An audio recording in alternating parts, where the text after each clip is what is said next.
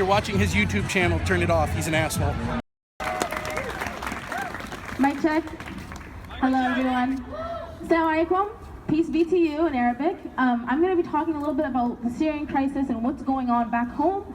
And I'm also going to be talking a little bit about how you can be helping out and how you can show up. A lot of folks I've been seeing online, on Twitter, Facebook, and in face-to-face, talking about what is going on in Syria. How did this happen? How are we here today? It's been 5 years and this war is still ongoing. People are dying, getting raped, being slaves, captured, and imprisoned, and no one knows how to help.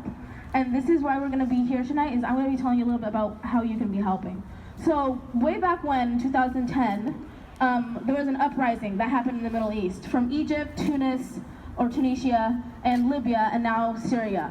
And what's been going on is that there's this outcry within the Arab communities.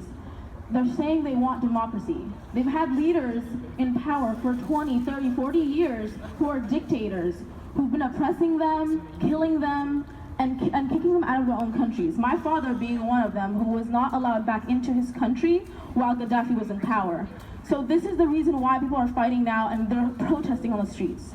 And what happened with Libya and Egypt and Syria was they began to protest. And in the midst of protesting, they were being shot and killed.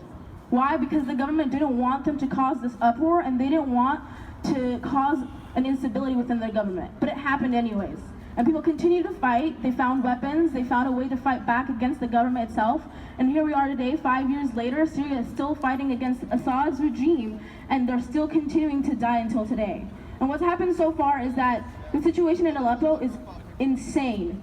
Russia has continued to throw its missiles and airstrikes at Aleppo and Syria in general, while ISIS is also attacking it from the other side. So you have Syrians in homes fighting against Russia, fighting against ISIS, and fighting against other groups and communities that they don't know who they are. And they're confused, they're tired, and they don't know where to go. They try to run to refugees camps, but they're full. They're completely full, there's nowhere to go. They try to get themselves a refugee status to come here, to go to Germany, to go to Europe, anywhere, but it takes about 2 years to get that done. And by the time they get the refugee status, they could be dead.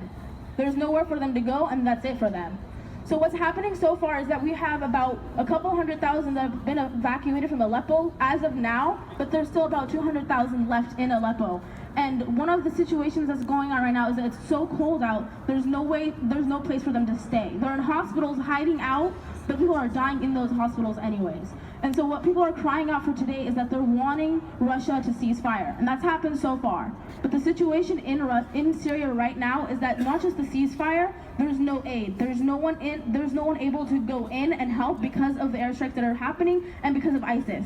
And so that's the problem with us today, is that we're trying to dismantle ISIS, but at the same time we're trying to stop Russia and stop imperialism, which is completely impossible because it's going to continue anyways. So what we can do for today, as we stand here and we're confused about how to help someone that's across the globe, what you can be doing is donating. Join a support group, join ERCO or SRGP, or join the Lutheran Community Services and provide the aid that you can for the refugees here, because they've been traumatized. Every time they hear something going on in Aleppo, they go back into hiding. The minute they put their foot out the door, they try to go into work and try to build themselves up to where they were when they had PhDs and were back home and living an amazing life. They have to go back out there and start from zero, but they can't do that every time they hear the news and they know what's going on back home.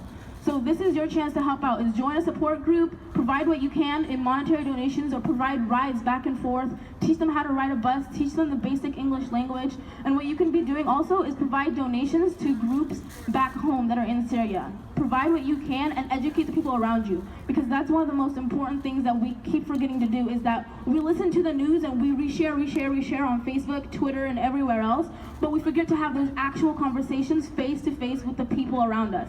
And if we do that, we can break that idea and that silence of just continuing to share silently. It shouldn't be a silent conversation. It should be an out loud conversation, and we should be pushing our representatives to speak out and push for this. Because the minute Trump is in power, which he already is, he's going to start putting policies in place that are going to be forcing refugees that are across the globe to find somewhere else except for America, because he's already had that in his mind. He wants to ban Muslims from coming in. He wants to put a Muslim registry, which already has existed since 9/11, by the way, if you didn't know.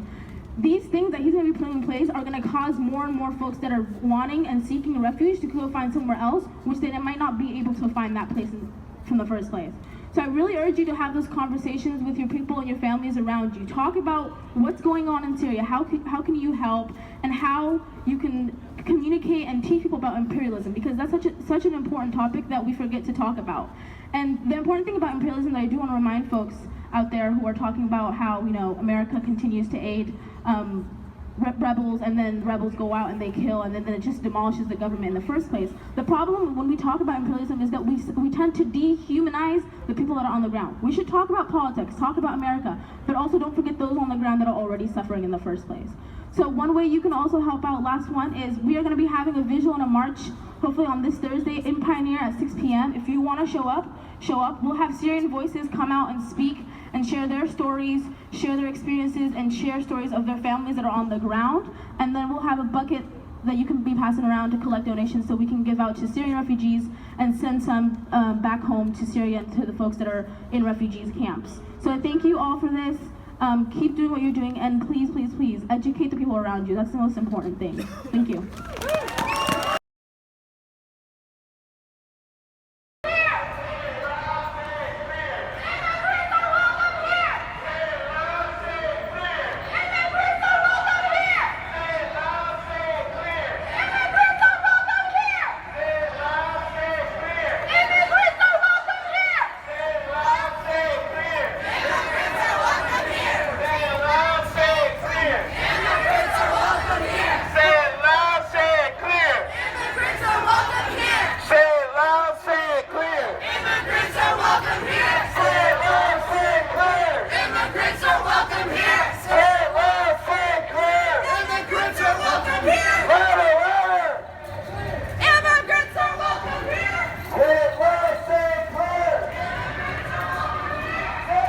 Hey Bob, how's it going, man? I'll be looking for your video, man. I'll look for your video online, okay? I gotta go.